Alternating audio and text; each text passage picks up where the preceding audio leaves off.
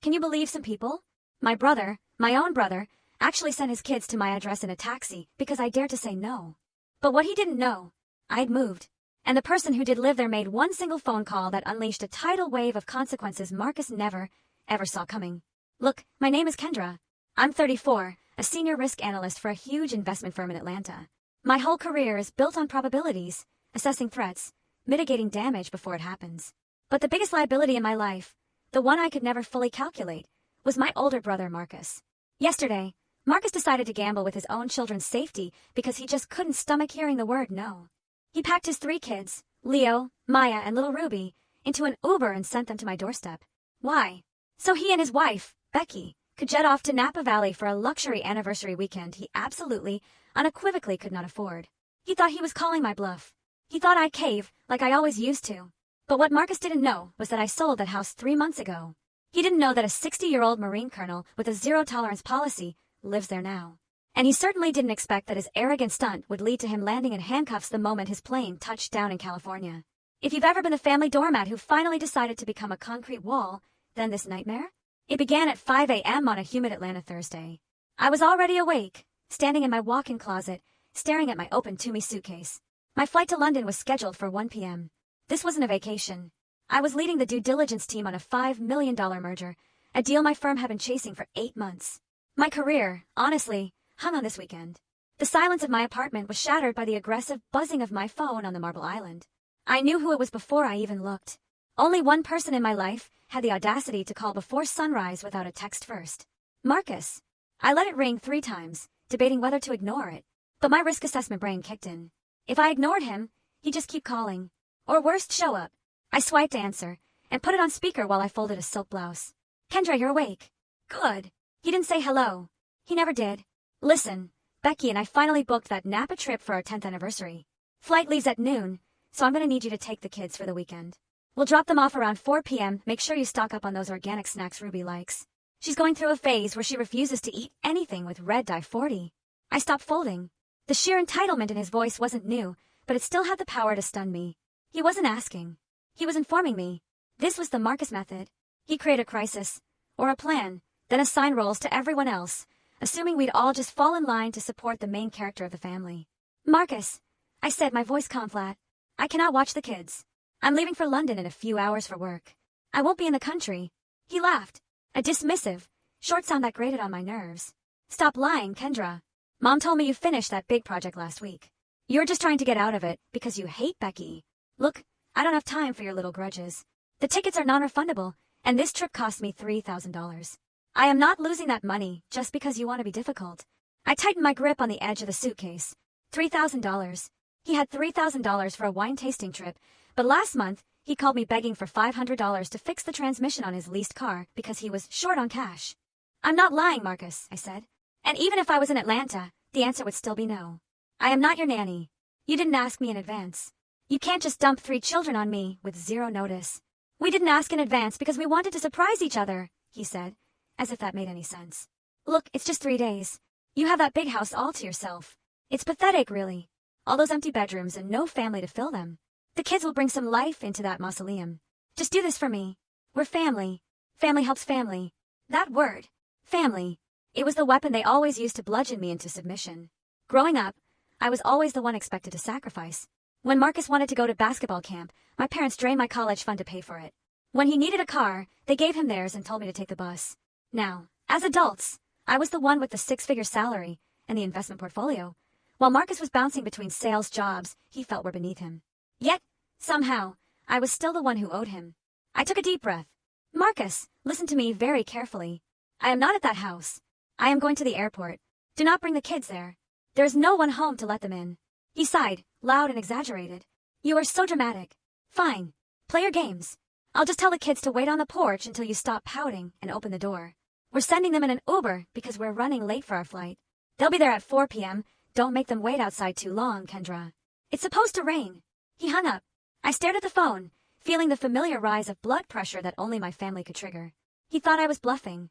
He thought I was physically sitting in my 4-bedroom colonial in the suburbs, holding a grudge. He had no idea I had sold that house 3 months ago. I hadn't told anyone, not my parents, Otis and Biola, and certainly not Marcus. The decision had been made after the Super Bowl incident, 6 months prior. I had been away at a conference in Chicago, and Marcus had used the emergency key I gave our parents to let himself into my house. He threw a party. A rowdy, drunken party for his fantasy football league.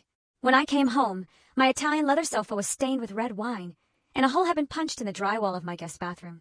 When I confronted him, he shrugged and said I was being materialistic. When I asked him to pay for the damages, my parents intervened. "He's your brother, Kendra!" My mother, Viola, had scolded me. "He just wanted to show off your success to his friends. You should be flattered. Besides, you have insurance. Why are you trying to bankrupt him over a couch?" That was the moment the switch flipped. I realized they didn't see me as a person. They saw me as a resource, an ATM with a pulse, a safety net that would always catch them, no matter how recklessly they jumped. So, I quietly listed the house. In this market, it sold in 2 days to a cash buyer. I moved into a high-security penthouse in Midtown Atlanta. The building had a doorman, biometric entry, and a policy that required guests to be announced. It was a fortress, and I put the deed in the name of an LLC, so my name wouldn't appear on public records. I disappeared in plain sight. I continued to text and email them as usual, but I never invited them over. I met them at restaurants or at their house.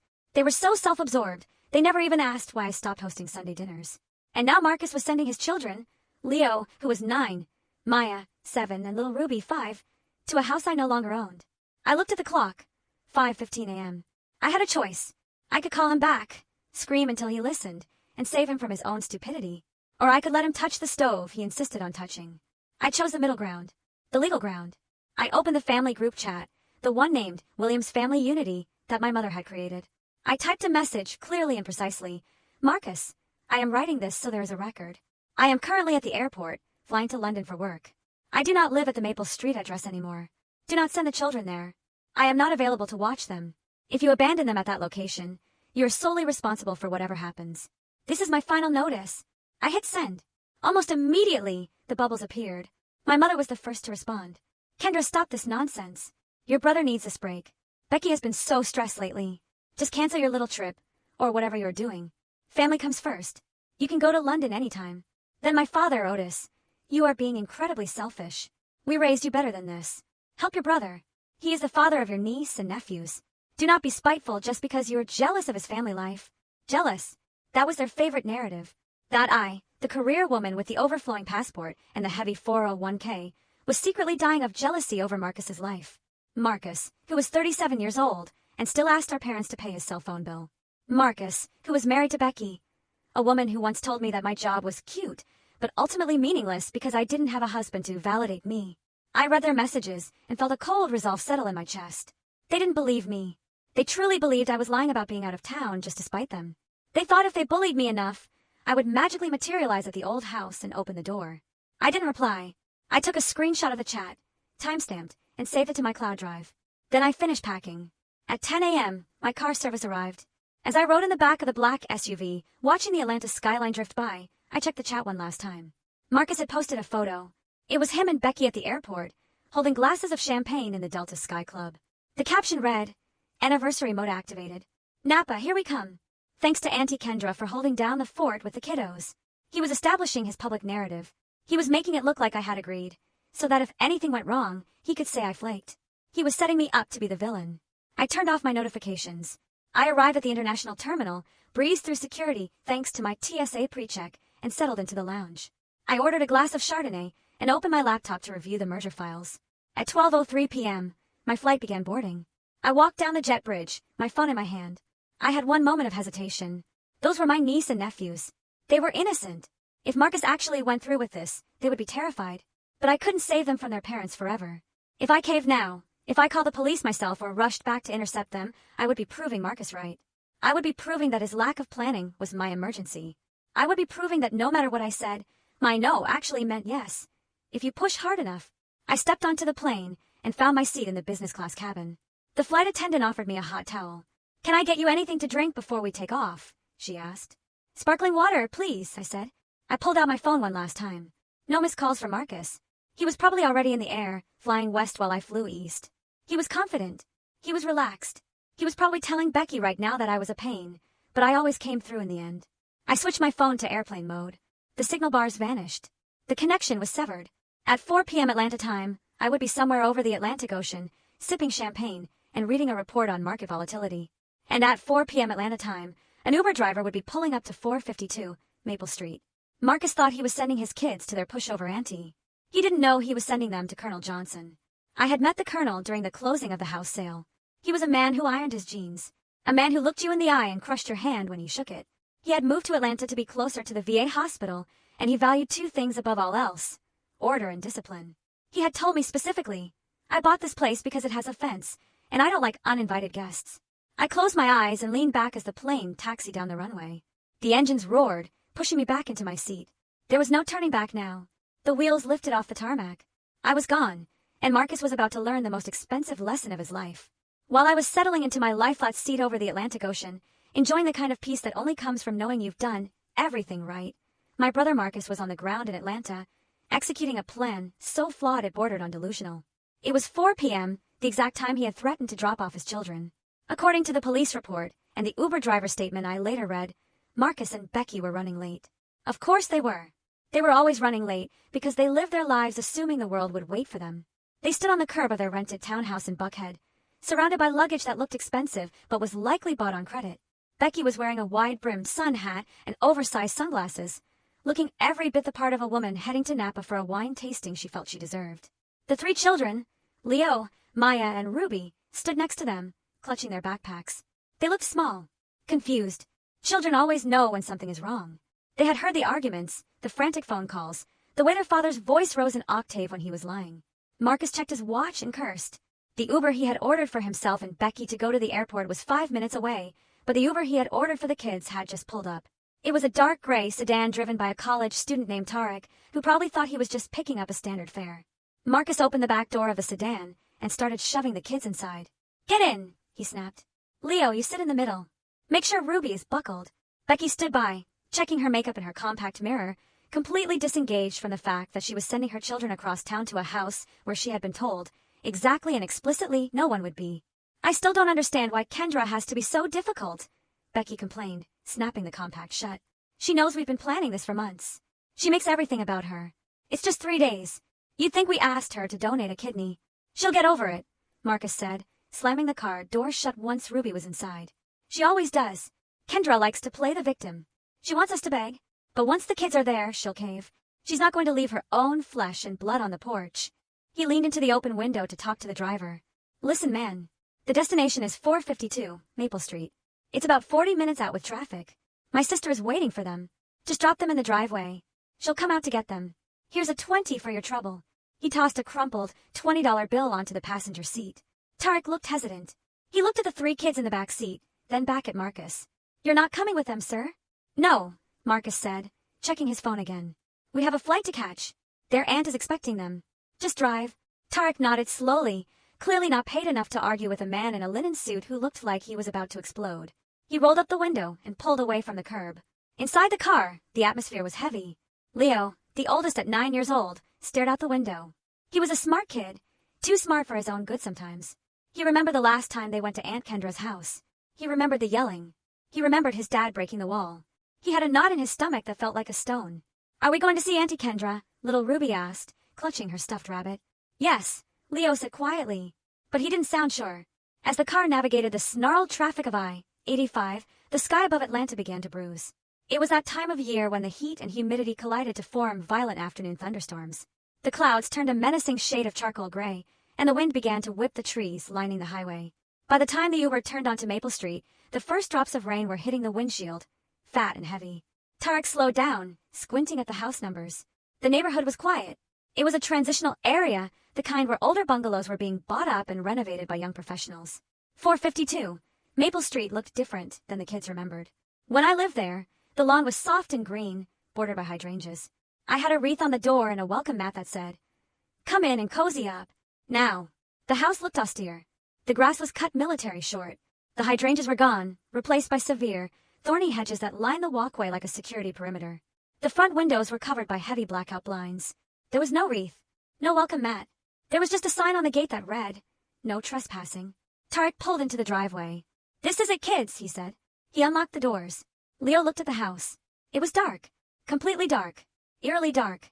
There were no lights on the porch, no warm glow from the living room window. "Is Auntie Kendra home?" Maya asked, her voice trembling. "She must be," Leo said, trying to be the big brother. Dad said she was. They climbed out of the car, dragging their little rolling suitcases behind them. The rain was falling harder now, a steady drumbeat against the pavement. Tarek popped the trunk and set their heavier bags on the concrete. You guys okay? He asked, looking at the dark house. Yeah, Leo said. We're fine. Tarek hesitated for a second, but he had another ride queued up, and the man in the linen suit had been so confident. He got back in his car and drove away, leaving 3 children standing on the sidewalk as the sky opened up. The storm broke with a crack of thunder that shook the ground. Run to the porch! Leo yelled, grabbing Ruby's hand. They sprinted up the driveway, dragging their luggage, the wheels clattering loudly. They scrambled up the steps to the front porch, seeking shelter from the deluge. The overhang protected them from the worst of the rain, but the wind was blowing it sideways, soaking their clothes. Leo stepped up to the door. It was painted a high-gloss black now, not the cheerful red I had chosen. He reached out and rang the doorbell. They waited. Silence. He rang it again. Longer this time. Nothing. Maybe she's in the shower? Maya suggested, hugging her arms around herself. It was getting cold, the temperature dropping rapidly with the storm. Leo pounded on the door with his fist. Auntie Kendra, it's us. Open up. Inside the house, Colonel Johnson was in his study at the back of the house, cleaning his service pistol. He was a man who appreciated silence. He had spent 30 years in the Marine Corps, serving tours in places most people only saw on the news. He had seen things that made him value security above all else. He lived alone. He liked it that way. When he heard the pounding, he didn't think visitors. He thought threat. He had bought this house specifically because the previous owner, a woman named Kendra, had installed a top-of-the-line security system. He checked the monitor on his desk. The camera feed showed 3 figures on his porch, but because of the heavy rain and the angle of the camera lens, which was obscured by water droplets, he couldn't make out details. He just saw shapes, and then he saw one of them reaching for something. Leo was reaching for the door handle, trying to see if it was unlocked. The colonel stood up. He didn't grab the pistol. That was for life or death. He grabbed the aluminum baseball bat he kept by the door. He moved through the hallway with the silent grace of a predator. He didn't turn on the lights. He wanted the element of surprise. On the porch, the kids were crying. Ruby was wailing full volume now, terrified by the thunder.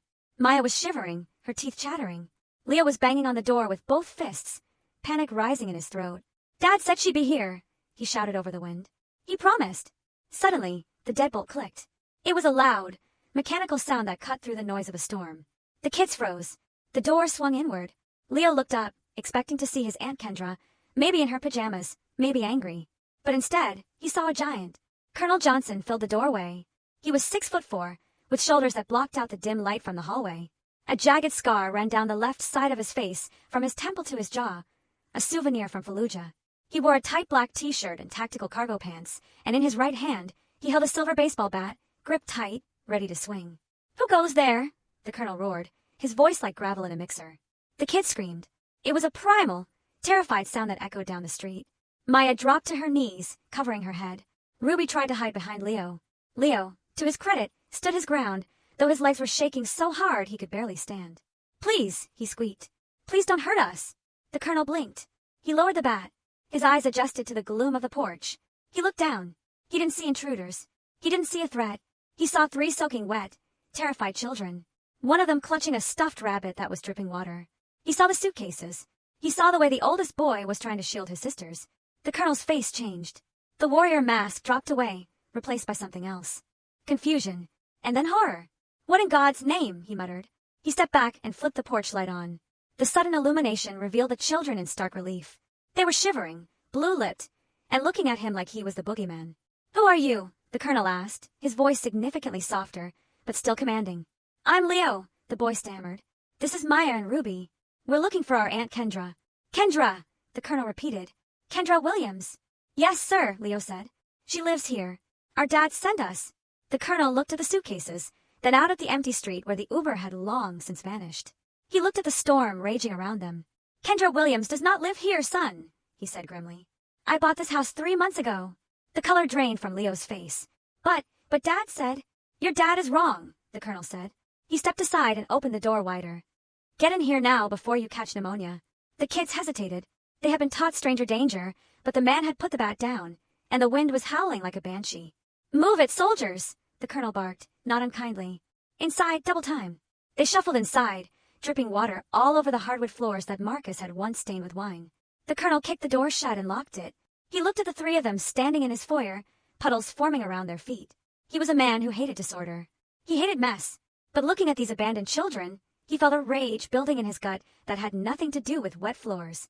Someone had dropped 3 minors at a stranger's house in the middle of a storm and drove away. "Where are your parents?" the colonel asked. "They went to the airport," Leo whispered. "They're going to Napa." "The airport," the colonel repeated. He looked at the clock on the wall. 4:15 p.m. He didn't ask for Kendra's number. He didn't ask to call their parents. He knew exactly what the situation was. In the Corps, they called it a dereliction of duty. In the civilian world, it was a crime. He walked over to the landline on the wall. He picked up the receiver and dialed 3 numbers. 911. "Operator, this is Colonel Samuel Johnson at 452 Maple Street," he said, his eyes never leaving the shivering children. "I need police and child protective services at my location immediately. I have 3 abandoned minors on my premises. Their parents have fled the state." He hung up the phone and looked at Leo. "Sit down, son," he said, pointing to the bench by the door. "The police are coming. You're safe now." But he knew they weren't safe. Not really. Because the real danger wasn't the storm outside. It was the parents who had left them in it. And Colonel Johnson was about to make sure those parents paid for every single raindrop on his floor. The Atlantic Ocean was a vast, indifferent expanse beneath me. A perfect mirror to the calm I felt inside. At 35,000 feet, sipping sparkling water in a lie-flat seat, I was utterly disconnected from the chaos I had left behind in Atlanta. But on the ground, the storm I had predicted, the one Marcus had arrogantly assumed he could weather, was making landfall with devastating precision. It was 4:30 p.m. in Atlanta. The sky had turned a bruised purple, unleashing a torrential downpour typical of Georgia summers. But the flashing blue lights reflecting off the wet pavement of Maple Street weren't from the storm. They were from 2 Atlanta Police Department cruisers and a Child Protective Services van parked haphazardly in front of my old house. Colonel Johnson stood on his porch, a towering figure, even without the baseball bat he had set aside. His arms were crossed over his chest, his face set in a grim line as he spoke to the responding officers. Behind him, inside the dry warmth of the foyer, my niece and nephew sat on a wooden bench, wrapped in thick wool blankets the colonel had pulled from his emergency supplies. They were shivering, their eyes wide and red-rimmed, clutching mugs of hot cocoa he had hurriedly made. Officer Ramirez, rain dripping from the brim of her hat, took notes as the colonel spoke. "I found them at 16:15 hours, Johnson said, his voice clipping with military precision. "Banging on the door, soaking wet.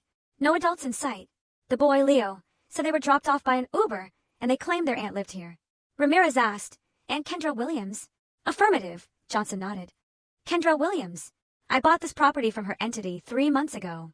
I have never met the family, but the paperwork is clear. She vacated the premises in May." Inside, a CPS caseworker named Mrs. Gable was kneeling in front of Leo. "Honey," she asked gently, "did your daddy say your aunt was inside?" Leo nodded, wiping his nose with the back of his hand. He said Auntie Kendra was being difficult, but she was home. He said just wait on the porch and she'd open the door. He said he had to catch a plane. A plane. Mrs. Gable exchanged a dark look with Officer Ramirez. "To Napa," Maya piped up, her voice small. "For their anniversary." Ramirez stepped out to her cruiser. "Dispatch, we have a confirmed abandonment. 3 minors. Parents are Marcus and Rebecca Williams. They are reportedly on a flight to Napa Valley, California. I need you to contact the airlines immediately. Get me a flight number and a landing time." It didn't take long. Marcus, in his infinite need for validation, had posted his boarding pass on Facebook hours earlier. "Delta Flight 452 to San Francisco," dispatch crackled back. "Landing at SFO in 2 hours. Contact SFO police," Ramirez ordered, her jaw tightening. "Tell them to meet the welcoming committee at the gate." 3,000 miles away, the mood in the first-class cabin of Delta Flight 452 was celebratory. Marcus reclined his seat, a gin and tonic in hand, scrolling through the in-flight entertainment. Becky was flipping through a Vogue, already mentally planning her outfits for the vineyard tours. "Do you think she let them in yet?" Becky asked idly, not looking up. Marcus chuckled. "Oh, definitely. She probably let them sit in the rain for 10 minutes, just to prove a point. Kendra loves to play the martyr, but she's soft. She's probably making the mac and cheese right now and composing a long, angry email to me. I'll delete it when we land." "Good," Becky sighed. "I don't want her drama ruining my trip. I need this, Marcus. The kids have been so exhausting lately." "Relax, babe," Marcus said, patting her hand. "It's handled. We are untouchable." He turned on his phone as the pilot announced their descent. "Let's check in. Make the guys back home jealous." He opened Facebook and posted a selfie of them clinking glasses. "Napa bound. Peace out, ATL. Hashtag anniversary, hashtag no kids, hashtag living the life." As the plane taxied to the gate, Marcus stood up, stretching his back. He grabbed his carry-on, feeling like the king of the world. He had outsmarted his sister, dumped his responsibilities, and was about to enjoy a 5-star vacation. They walked off the jet bridge and into the terminal. Marcus was busy typing a text to his mother, landed safely. Tell Kendra thanks again, when he noticed the crowd at the gate wasn't moving. There was a wall of blue uniforms blocking the exit. Excuse me, Marcus said, trying to push past a TSA agent. We have a car waiting. Marcus Williams.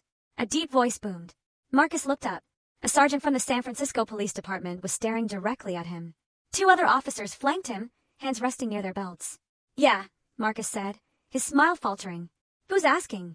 And Rebecca Williams, the sergeant asked, looking at Becky. I'm Becky, she said, confused. Is this about the luggage? Turn around and place your hands behind your back, the sergeant barked. What? Marcus laughed, a nervous, high-pitched sound. Is this a joke? Did Troy set this up? Very funny, guys. Sir, this is not a prank. You are under arrest. An officer grabbed Marcus's wrist, spinning him around and slamming him against the wall of the terminal. The cold steel of handcuffs clicked shut before Marcus could even process the sensation. Ow! You're hurting me! Becky shrieked as another officer cuffed her. What is going on? We didn't do anything. You are being detained on a warrant from Fulton County, Georgia, the sergeant announced, his voice carrying over the stunned silence of the other passengers. 3 counts of child abandonment in the 2nd degree. Reckless endangerment. Child abandonment. Marcus shouted, struggling against the cuffs. Are you crazy? My kids are with my sister. She's babysitting them. Your sister doesn't live there, sir, the sergeant said coldly. You dropped your children off at the home of a Colonel Samuel Johnson. He called 911 when he found them shivering on his porch in a thunderstorm. The color drained from Marcus's face.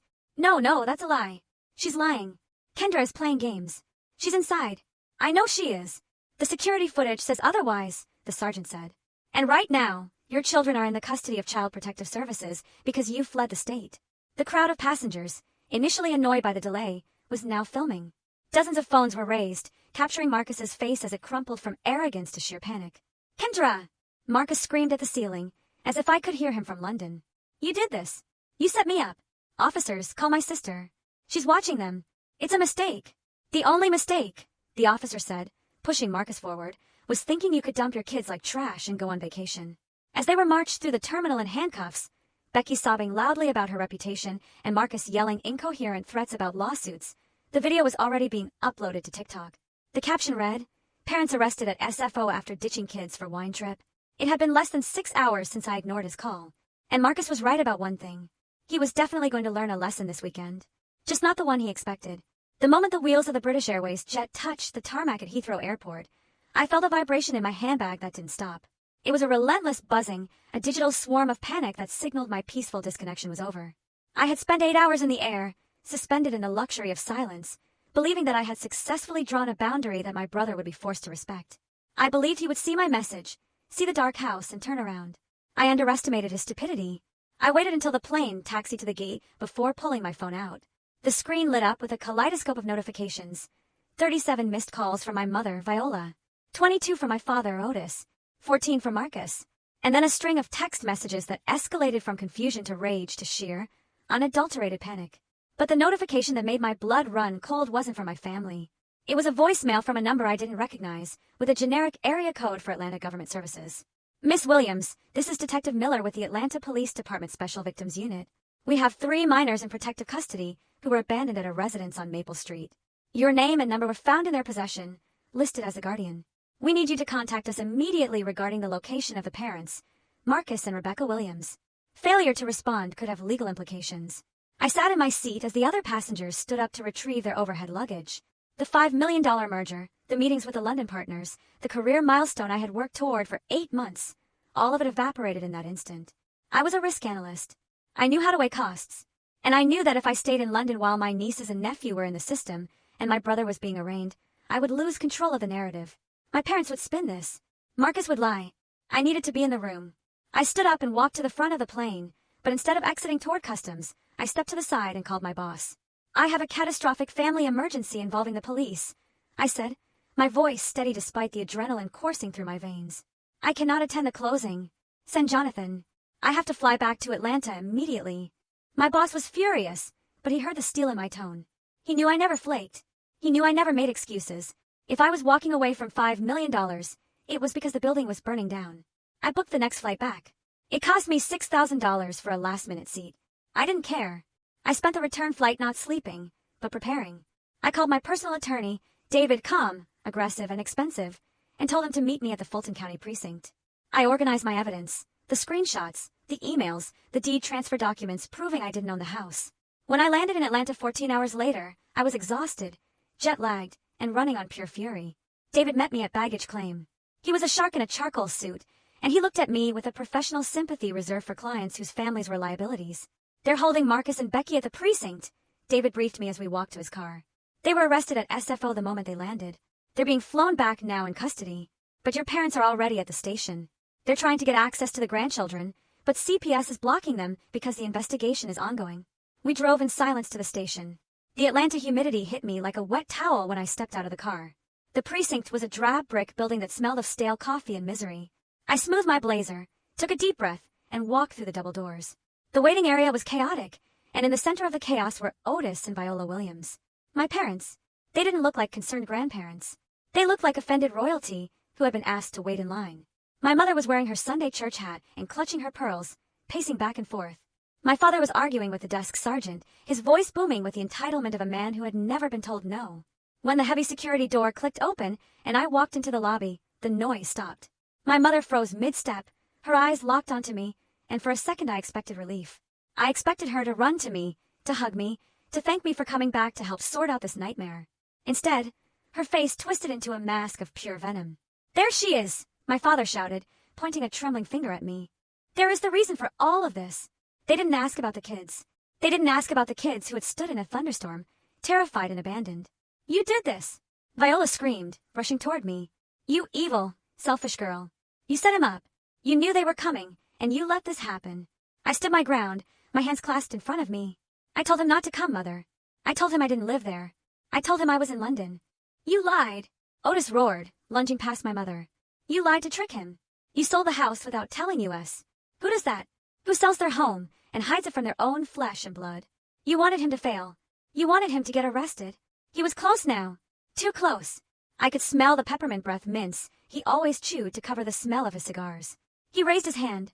It was a reflex I remembered from childhood. A gesture of dominance meant to cow me into submission. He was going to slap me, right there in the police station lobby. I didn't flinch. I didn't step back. I looked him dead in the eye, daring him to do it. But he never made contact. David stepped between us, smoothly catching my father's wrist in midair. It was a gentle motion, but firm enough to stop Otis in his tracks. "Mr. Williams," David said, his voice low and dangerous. "I am Kendra's attorney. You are currently in a police station. If you touch my client, or even raise your voice at her again, I will have you arrested for assault and witness intimidation before you can blink. Do you understand me?" Otis snatched his arm back, looking shocked. He looked at the officers behind the desk, who were now watching us with keen interest. He adjusted his jacket, trying to regain his dignity, but he was shaking. "She ruined his life," Viola sobbed, clinging to Otis's arm. "Marcus is in handcuffs because of her. She is cold-blooded. She has no heart. How could you do this to your brother, Kendra? He just wanted a vacation. He worked so hard. He worked so hard." I repeated, the irony tasting bitter on my tongue. "He has been unemployed for 2 years, Mother. He lives off Becky's credit cards and your pension. And he works so hard that he couldn't be bothered to verify if his children had a safe place to stay before he flew across the country to drink wine. Don't talk about him like that." Viola hissed. "He is a good father. A good father does not dump his children on a stranger's porch in a storm," I said, my voice rising just enough to carry. "A good father does not ignore 3 warnings. A good father does not get arrested at baggage claim because he was too busy taking selfies to answer the police." Detective Miller appeared at the doorway to the back offices.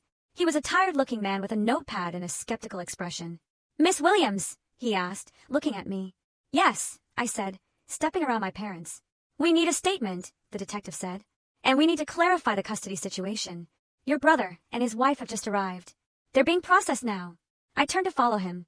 Otis grabbed my elbow. "Kendra, listen to me. You have to fix this. You go in there, and you tell them you made a mistake. Tell them you got the dates mixed up. Tell them you were supposed to be there, but your flight got delayed. If you take the blame, they'll let Marcus go. It'll be a civil dispute, not a criminal one." I stared at him. The sheer audacity of the request took my breath away, even after everything. "You want me to lie to the police?" I asked. "You want me to tell them that I agreed to watch the kids, and then negligently abandon them? Do you know what that would do to me? I would be charged with child endangerment. I would lose my clearance. I would lose my job. I would lose everything I have built." Otis gripped my arm tighter, his nails digging in. "Your job? Who cares about your job? Marcus is your brother. He's a man. He has a family. He cannot have a record. You are single. You can bounce back. You owe him this. I looked at his hand on my arm.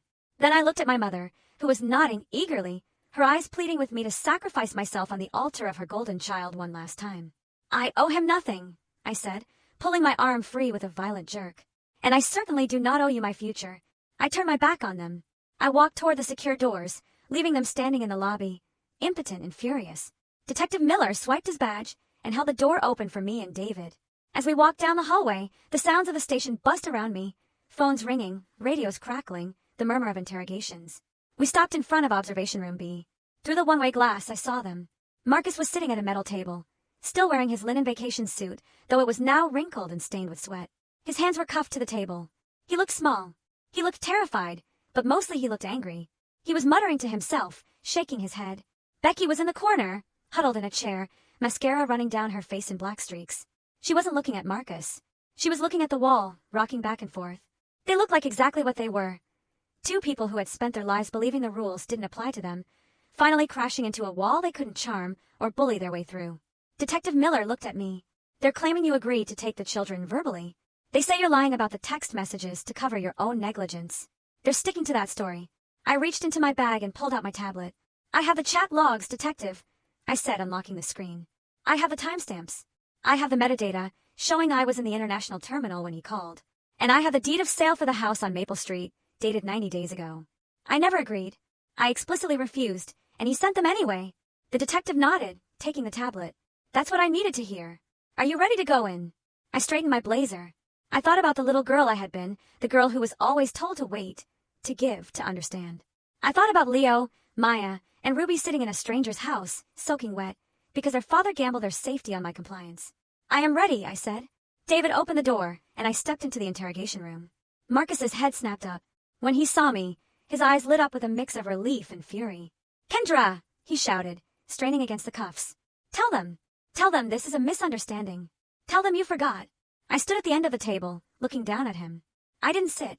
Hello, Marcus, I said, my voice cool and detached. I hope the flight was smooth. I hear the wine in Napa's to die for, but I suppose you won't be tasting any of it where you're going. Becky stared at the tablet, her mouth agape. Marcus squeezed his eyes shut, his head dropping to his chest in defeat. He knew, I said, addressing the detective, but looking at Becky. He knew I wasn't there. He knew it was going to rain, and he explicitly instructed the driver to leave them on the porch. That is premeditation. That is reckless endangerment. Becky turned slowly to look at her husband. Her face was not sad anymore. It was twisted with fury. You knew, she whispered. You knew she wasn't there? Marcus looked up, his eyes pleading. Babe, she's always lying. I thought she was bluffing. I thought she was just trying to ruin our trip. You idiot! Becky screamed, lunging at him, only to be jerked back by the handcuffs chained to the table. You moron! You told me she confirmed it. You showed me a text message. I faked it, Marcus mumbled. I changed the contact name on my burner phone and texted myself, so you would stop worrying. I just wanted us to have a nice weekend. Becky let out a guttural scream of frustration, burying her face in her hands. But then, as the reality of her situation settled in, she lifted her head and her eyes locked onto me again. The fear was gone, replaced by a sudden, sharp malice. The cornered animal was biting back. This is your fault, she hissed, her voice dripping with venom. You set him up. You knew he would do this. You could have called us back. You could have called the police before we got on the plane. But you waited. You waited until we were in the air. I didn't flinch. I warned him, I said. I told him the consequences. You wanted this. Becky spat. You enjoyed this. You were jealous, Kendra. You have always been jealous. You sit in your fancy apartment with your expensive clothes and your lonely life, and you hate us because we have what you can never buy. You have a family. You have love, and you cannot stand it. So you orchestrated this whole thing to break us apart. I stared at her, amazed by the delusion. Jealous, I repeated calmly. You think I'm jealous of a marriage where the husband lies to the wife to get her on a plane? You think I'm jealous of a mother who dumps her kids in an Uber so she can go wine tasting? Yes, she screamed. You are a bitter, sad woman. And you are punishing my children because you are miserable. That was it. The accusation that I was hurting the children. That was the line. I walked over to the table, leaning down until my face was level with hers. I could smell her expensive perfume mixed with the sour scent of fear and sweat. You want to talk about hurting children, Becky? Let's talk about that. I tapped my tablet again, bringing up a new document. It was a spreadsheet, colorful and detailed, created by my firm's forensic accounting software. Detective Miller, I said, not looking away from Becky. Since Mrs. Williams is claiming to be the mother of the year, I think you should see this. This is a financial breakdown of the Williams household for the last 12 months. As a risk analyst, I tend to notice irregularities, especially when my brother asks to borrow money every other week. I slid the tablet toward the detective, but made sure Becky could see the screen. Becky, you claim you cannot afford health insurance for the kids, I said, my voice cold. You told our parents last month that Leo missed his dental checkup because money was tight. You told me Maya couldn't go to gymnastics because it was too expensive. I pointed to a column of red figures. Yet, here we have your credit card statements. $2,100 a month at Serenity Spa in Buckhead. $400 a month at a nail salon. $600 last month alone at a boutique for designer handbags. Becky's face went white. Marcus looked up, his eyes bulging. $2,000? Marcus sputtered. You told me those were groceries. And Marcus, I continued, ignoring him. You are no better. $3,000 on online sports betting in the last quarter alone. Meanwhile, your children are on the free lunch program at school because you claim poverty. I turned back to the detective. They are not poor, detective. They are negligent. They choose luxury for themselves and poverty for their children. They sent those kids to my house not because they were desperate, but because they didn't want to pay for a babysitter. They wanted that money for Napa. The room felt incredibly small. The air was thick with the ugly truth of their lives, laid bare. Becky looked like she was going to be sick. The narrative of the struggling young family had been shredded. They were just selfish people who had finally been caught. Detective Miller picked up the tablet, scrolling through the numbers, his expression darkening with every swipe. This goes to character, he muttered. And motive. He looked at the two of them with undisguised disgust. Marcus and Rebecca Williams, you are hereby remanded into custody. Given the flight risk you demonstrated by attempting to leave the state, and the financial irregularities shown here, I am recommending no bail until the arraignment hearing on Monday. No bail! Marcus shouted, struggling against his cuffs again. Monday! That's 3 days away. I cannot stay in jail for 3 days. I have things to do. You should have thought of that before you got in the Uber, Detective Miller said, signaling for the uniformed officers outside. Take them to processing. Separate cells. Becky started screaming again, begging, pleading, looking at me with wild eyes. Kendra, help us. Please, take the kids. Just take the kids and we'll fix this. Don't let them take my babies. I watched as the officers hauled them to their feet. I watched as they were marched out of the room, Marcus weeping openly now, Becky cursing my name. When the door closed, the silence that rushed back into the room was heavy. Detective Miller looked at me, handing back my tablet. That was brutal, Miss Williams, but necessary. Where are the children? I asked, my voice finally trembling now that the adrenaline was fading. They're being transported to a temporary foster care facility, the detective said gently. Since the parents are in custody, and there's no other approved guardian immediately available, it's procedure. Foster care. The words hit me harder than any of the insults Becky had thrown. Leo, Maya, and Ruby, sleeping in a strange place with strangers because their parents were monsters and their aunt had to prove a point. Can I take them? I asked. The detective shook his head. Not tonight. You're a witness in a criminal investigation against their parents. Conflict of interest, until the judge clears it. And honestly, Miss Williams, you might want to prepare yourself. Given what you just showed me about their finances and the abandonment charge, this is not going to be a short stay for those kids. I nodded, feeling a tear slide down my cheek. I had won. I had proven I was right. I had exposed them. But as I walked out of the police station into the humid Atlanta night, alone, I didn't feel like a winner. I felt like the survivor of a car crash, standing in the wreckage of my family, knowing that the only way to save myself was to let them burn. As David drove us away from the precinct, the silence in the car was heavy. But for the first time in my life, it didn't feel like a burden. It felt like armor. I leaned my head against the cool glass of the passenger window, watching the Atlanta streetlights blur into streaks of amber and gold. My phone lay face down on my lap, silent. I didn't need to look at it to know that my parents were currently blowing up my inbox, probably alternating between begging for money to bail Marcus out and cursing me for being an unnatural daughter. They called me cold. They called me calculating. They asked how I could turn my back on my own flesh and blood. But they never asked what it cost me to become this way. They never asked about the day the warmth finally drained out of me, leaving only the ice they now feared. My mind drifted back 5 years ago to the day I bought the Colonial on Maple Street. It was the proudest moment of my life. I had just been promoted to senior analyst. I had saved every bonus, every tax return, every penny that didn't go to rent or student loans. Standing on that porch, holding the keys, I felt like I had finally arrived. I had done it alone, without a husband, without a trust fund, and certainly without help from Otis and Viola. I invited them over for a housewarming dinner. I cooked a roast. I bought expensive wine. I wanted them to be proud. I wanted my father to look at the crown molding and say, "Good job, Kendra." I wanted my mother to touch the granite countertops and smile. Instead, Marcus walked in, threw his keys on my entry table and said, "Nice place, sis. A bit big for just one person, isn't it? Maybe I should move into the basement. Save you some money on security." He was joking, but he wasn't. My father walked around, tapping the walls as if checking for defects. "It's a good investment, Kendra," he said. "But you know, property taxes in this zip code are murder. I hope you didn't overextend yourself just to show off." My mother simply asked, "Where's the guest room? Your brother might need a place to crash if he and Becky have a fight. You know how she gets." That was the beginning. They didn't see 452 Maple Street as my home. They saw it as the Williams family annex, a communal asset that I paid for but they controlled. For 4.5 years, I tolerated it. I tolerated Marcus dropping by unannounced to raid my fridge because Becky forgot to go grocery shopping.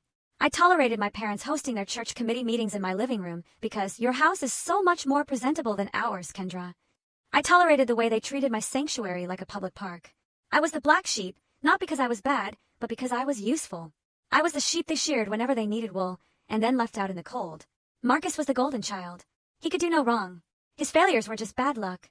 My successes were just luck. But the breaking point, the moment I decided to burn the bridge while I was still standing on it, happened 6 months ago. The Super Bowl incident. I had been sent to Chicago for a risk assessment conference. It was a huge opportunity, networking with international partners. I had told my parents explicitly, "I will be gone for 4 days. The alarm is set.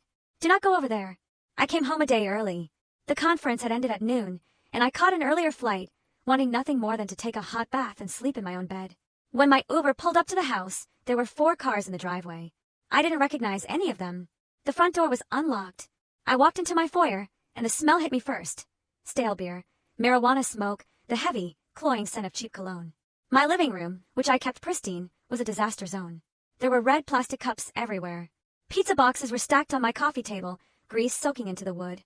And there, in the center of the room, was Marcus. He was sitting on my custom Italian cream leather sofa, holding a beer, laughing with 3 men I had never seen before. They were watching a rerun of the game on my television, with the volume turned up to the max. Marcus looked up when I walked in. He didn't look guilty. He looked annoyed. "Kendra," he said, "you're back early. You ruined the vibe." I looked at the sofa. There was a dark purple stain spreading across the cream leather cushion. A wine stain. It was massive. It looked like a gunshot wound. That sofa cost $8,000. I had saved for 6 months to buy it. It was the first piece of furniture I bought just because I loved it, not because it was practical. "Get out," I whispered. "Relax," Marcus said, standing up. "It's just a little spill. Becky has some club soda. She can get it out. These are my boys from the gym. We were just unwinding." "Get out," I screamed. I had never screamed at him before. Not like that. His friends scrambled, grabbing their jackets and hustling out the door, mumbling apologies. Marcus stood his ground, his jaw tight. "You're embarrassing me," he hissed. "You broke into my house," I said, shaking with rage. "How did you even get in?" "Dad gave me the key," he said casually. I told him I needed a place to host the guys, since Becky was cleaning the townhouse. He said it was fine. He said you wouldn't mind because you're family. I kicked him out. I physically shoved him out the door and locked it behind him. Then I called my parents. I expected an apology. I expected outrage. I was naive. "Oh, Kendra, stop crying," my mother, Biola, said when I told her about the sofa. "It's just furniture. Things can be replaced. People cannot. He broke into my home," I said. "He violated my privacy." "He's your brother," my father, Otis, chimed in on the speakerphone. "He's a man, Kendra. Men need a place to socialize. He cannot bring his friends to that cramped townhouse with the kids screaming. He needed a space to network. You should be happy you could provide that for him. You have so much, and he has so little. Why are you so calculating? Why do you count every penny when it comes to your brother?" Calculating, the word hung in the air. I looked at the ruined sofa. I looked at the grease stains on the table. I looked at the life I had built, the sanctuary I had created. And I realized it would never be safe. As long as they knew where I lived, as long as they had a key, as long as they felt entitled to my existence, I would never be safe. "You're right," I said to my parents. My voice suddenly calm. "I have been too calculating. I need to let it go." They thought I meant I was forgiving him. They thought I was going back to my role as the doormat. "Good," Viola said. "We knew you would see reason. We'll tell Marcus you calmed down." I hung up the phone. I didn't clean the living room. I called a cleaning crew to do it the next morning. Then I called a real estate agent. "I want to sell," I told her. "Cash offers only, quick closing, and I want it done quietly." The market was hot. The house sold in 3 days to a developer who paid $50,000 over asking. While the paperwork was going through, I started looking for my new home. But this time, I didn't look for a house with a porch and a guest room. I looked for a fortress. I found the penthouse in Midtown. It was on the 25th floor. It had a doorman who looked like a linebacker. It had elevators that required a key card. It had no guest parking. But I didn't buy it in my name. I was a risk analyst. I knew how to hide assets. I formed a limited liability company.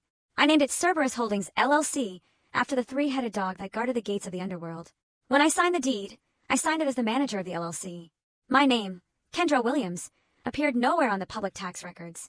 If anyone searched for me, they would find a P.O. box at a UPS store in a strip mall. I moved out on a Tuesday, while my parents were at their weekly bridge game and Marcus was at a job interview he probably tanked on purpose.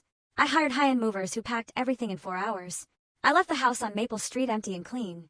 I left the keys on the counter for the new owner, Colonel Johnson. I had met him once during the final walkthrough. I value privacy, he had told me, looking around the neighborhood with suspicious eyes. I don't like solicitors, and I don't like surprises. Neither do I, Colonel, I had replied. Neither do I. I didn't tell my family I moved. I simply stopped inviting them over. When they asked to come by, I told them I was busy with work, or the house was being fumigated, or I was traveling. I met them at restaurants. I went to their house. I kept the illusion alive because I knew I needed to buy time. I needed them to believe the safety net was still there, right up until the moment they tried to jump. I sat in David's car, blinking back the memory. The anger I felt now was not the hot, explosive rage of the Super Bowl. It was cold. It was hard.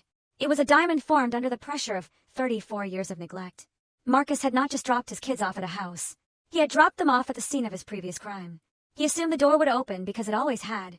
He assumed I would be there to clean up the mess because I always did. But the Kendra who cleaned up wine stains was gone. The Kendra who sat in this car was a manager of Cerberus Holdings, and she was done negotiating with terrorists. David turned onto the highway, heading toward the juvenile court detention center where the emergency hearing would be held the next morning. "You okay?" he asked, glancing at me. "I'm fine, David," I said. "I was just thinking about my old sofa, the Italian leather one." "Yes," I said. "It was beautiful. But it taught me an expensive lesson." "What's that?" "That you can't get wine out of leather," I said, staring at the city lights. "Sometimes you just have to throw the whole thing out and buy something new. Something stain-resistant." Marcus was the stain. And tomorrow morning, in front of a judge, I was going to scrub him out of my life for good. I checked into the Four Seasons in Midtown Atlanta under my corporate account, hoping that the high walls and higher price tag would buy me a few hours of silence. I should have known better. My parents, Otis and Viola Williams, did not understand the concept of boundaries. They viewed a locked door not as a barrier, but as a personal challenge. It was 9 p.m. I was sitting in the armchair by the window, looking out at the city lights, trying to force myself to eat a club sandwich I had ordered from room service. My stomach was in knots. The image of Marcus in handcuffs and Becky screaming was burned into my retinas. But what haunted me more was the look on my father's face in the police station lobby. The way he had moved to strike me. The way he had looked at me, not as his daughter, but as an enemy combatant. A knock at the door shattered the quiet. It wasn't the rhythmic, professional knock of housekeeping. It was a frantic, heavy pounding. I walked to the door and looked through the peephole. Otis and Viola. Of course. I debated not opening it. I could call security. I could have them escorted off the premises, but I knew that would only delay the inevitable. They would scream in the hallway. They would cause a scene. And frankly, I needed to hear what they had to say. I needed to know exactly how far they were willing to go. I pulled my phone from my pocket and tapped the voice memo app. I hit record and slid it into the deep pocket of my silk robe. Then I opened the door. They didn't storm in this time. The rage that had fueled them at the precinct had burned out, leaving behind a desperate, pathetic exhaustion. My mother looked smaller than I had ever seen her. Her church hat was gone, and her hair, usually sprayed into a helmet of perfection, was loose and frazzled. My father looked old. His shoulders were slumped, his eyes bloodshot. They carried with them the smell of rain and desperation. "May we come in, Kendra?" Otis asked, his voice rough. I stepped aside. They walked into the suite and stood in the middle of the room, looking out of place among the modern art and velvet furniture. Viola was holding a Tupperware container. "I brought you some peach cobbler," she said, holding it out with trembling hands. "I know you didn't eat dinner. You never eat when you're stressed." It was a peace offering, a weaponized dessert. It was the same move she used after she forgot to pick me up from school, or after she let Marcus blow out my birthday candles. Food meant love, even when the actions showed indifference. "Put it on the table," I said. She set it down next to my untouched sandwich.